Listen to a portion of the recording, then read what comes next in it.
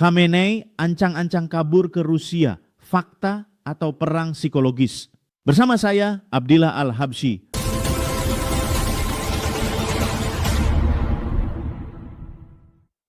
Selamat malam pemirsa. Malam ini kita perlu bersikap lebih waspada terhadap arus informasi yang beredar luas. Sejumlah media barat seperti The Independent dan The Times, serta beberapa media di Indonesia, ramai memberitakan klaim bahwa pemimpin tertinggi Iran, Ayatollah Ali Khamenei, disebut bersiap melarikan diri ke Rusia.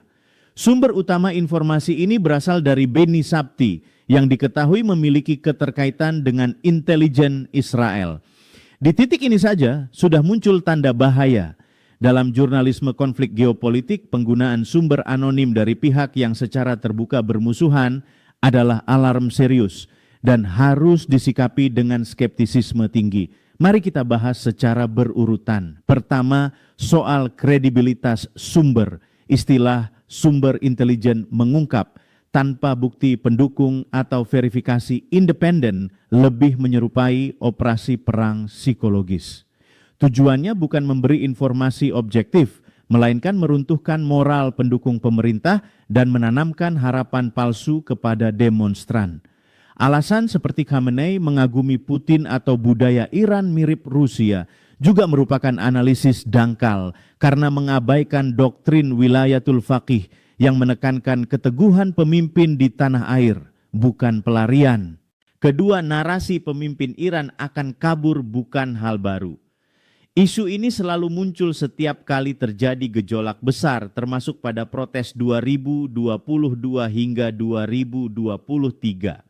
Secara historis, narasi semacam ini digunakan untuk melemahkan psikologi aparat keamanan agar merasa ditinggalkan oleh pimpinannya. Ketiga, asumsi bahwa Khamenei akan melarikan diri bertentangan dengan doktrin ideologi martir yang dianut elit ulama Iran, yang merujuk pada keteladanan Imam Husain di Karbala. Bagi figur seperti Khamenei, melarikan diri justru akan menghancurkan legitimasi dan warisan revolusi 1979. Keempat, judul seperti ancang-ancang kabur bersifat sangat konklusif dan provokatif, sementara isi beritanya masih dipenuhi kata pengandaian.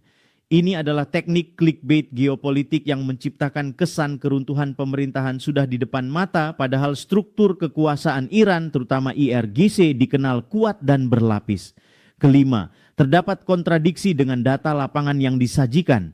Media sendiri mengakui skala demo saat ini lebih kecil dibanding 2022 sampai 2023. Jumlah korban sekitar 35 orang dan jumlah demonstran aktif diperkirakan hanya sekitar 1.400 orang di negara berpenduduk 90 juta jiwa. Jika pada krisis yang jauh lebih besar Khamenei tidak melarikan diri, klaim ini menjadi tidak logis. Kesimpulannya, narasi ini lebih menyerupai propaganda yang dibungkus dalam format berita. Syarat pengandaian, minim bukti, dan bergantung pada sumber yang tidak netral. Dalam geopolitik, ini bukan sekadar soal fakta, melainkan soal perang persepsi.